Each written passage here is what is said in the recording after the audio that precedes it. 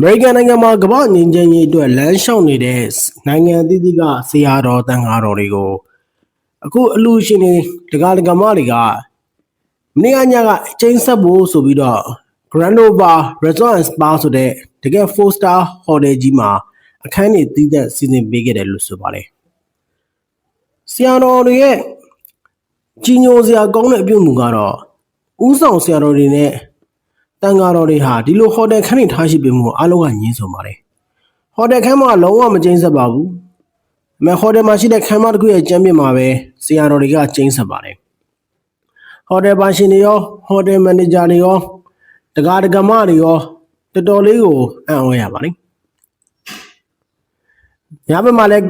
ဦးဆောင်တဲ့ဆရာတော်ဟာဒီလမ်းလျှောက်မှုဟာလုံးဝဘာသာရေးနဲ့မသက်ဆိုင်ဘူး။ဘာသာပြောင်းဖို့လည်းဘယ်သူမှမလုံးစော်ဘူးလို့ပြောပါတယ်။နိုင်ငံတကာဆိုတော့နိုင်ငံတကာနားလည်အောင်ပြောသွားတာပေါ့ညဘက်ငိမ့်ငိမ့်နဲ့ပတ်သက်ပြီးပြောသလိုလူတွေရဲ့စိတ်ဟာမြောက်တကောင်နဲ့တူတယ်လို့ခိုင်းနေတော့ပါတယ်မြောက်တကောင်ဟာဘယ်တော့မှငြင်းမနေပဲခုံပေါက်ပြေးလွှာစော့ကစားတက်လို့လူတွေရဲ့စိတ်ကလည်းအတွေးကိုယ်စီနဲ့မငြိမ်းချမ်းတတ်ဘူးတဲ့ဒါကြောင့်ကိုယ်စိတ်ကိုသေချာသိဖို့ဝိပဿနာခေါ်တရားထိုင်နည်းလေးတွေကိုဆရာတော်တွေဟာရောက်ရနေရမှာသင်ပေးပါလိမ့်ဒီတနေ့ကိုငြိမ်းချမ်းစွာဖြတ်တန်းခြင်းနဲ့ဆိုရင်နှလုံးသွင်းပြီးစတင်ပါလို့ဟောသွားပါတယ်ဆရာတော်တွေရဲ့သီလသမာဓိပညာသိက္ခာပုဒ်ကတော့တကယ်ကိုကြီးညိုစရာကောင်းလာပါတယ်။အဲ့ဒီမှာ War for Peace အဖွဲ့ဒီလမ်းလျှောက်တယ်ပေါ့နော်။ဒေသစာရေးကြွချီတဲ့ဖုန်ခေါင်းဆောင်ဖုံဖုံကိုအားလုံးကမေးကြတယ်မေးခွန်းကအရှင်ပြားတို့လမ်းလျှောက်တာငြိမ်းချမ်းရေးရလို့လား။ဝိုင်းမေးကြတာနိုင်ငံခြားသားတွေပါ။ငြိမ်းချမ်းရေးလို့ဆိုလိုက်ရင်တဲ့လူတိုင်းနိုင်ငံတိုင်းကငြိမ်းချမ်းရေးနဲ့ပတ်သက်ရင်အရင်အရေးကြီးတယ်တဲ့။နိုင်ငံမတည်ငြိမ်လို့စစ်ပွဲတွေဖြစ်နေလို့ငြိမ်းချမ်းရေးအတွက်လမ်းလျှောက်တယ်ဆိုပြီးထင်နေတာတဲ့အမှန်လမ်းလျှောက်ရင်ငြိမ်းချမ်းရနိုင်ပါလေတဲ့လမ်းလျှောက်နေတဲ့အချိန်ရန်လိုရန်မပွားပဲကိုယ်လမ်းကိုရှောင်နေတဲ့အချိန်အတွေးတွေကိုဖျက်ပြဖို့လိုပါတယ်လို့ဆရာတော်ကဟောပါတယ်လမ်းလျှောက်နေတဲ့အချိန်မနှက်ဖန်ဘာလုပ်မယ်ဘာဆိုင်ရမလဲဒီအတွေးတွေနောက်တစ်နေ့ဘာဖြစ်မလဲဘာလုပ်မလဲဒီအတွေးတွေဝင်လာတတ်တယ်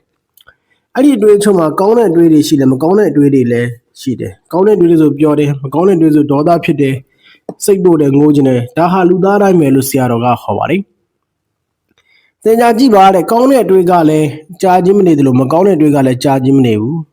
နောက်ထပ်အတွေးတစ်ခုတွေပေါ်တာနဲ့စင်ကဲရှေ့အတွေးတွေကပျောက်သွားတယ်အတွေးတစ်ခုနဲ့တစ်ခုကြားကလာလေးမှာအတွေးတစ်ခုမပေါ်မချင်းစိတ်ကငြင်းချမ်းနေတယ်ဒီစိတ်ရဲ့ငြင်းချမ်းမှုကိုပဲအရင်ရှာဖွေပါဆိုပြီးဆရာတော်ကဟောသွားပါတယ်စိတ်ကိုအနာဂတ်အတွက်ဖြစ်ခဲ့တာတွေမတွေးပဲရှောက်နေစေလုံနေစေကာလမှာထားပြီးငြင်းချမ်းမှုကိုရှာဖွေဖို့လိုပါတယ်တဲ့လူတွေရဲ့စိတ်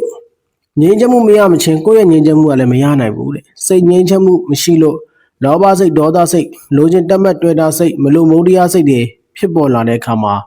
ခန္ဓာကိုယ်ကလည်းမငြိ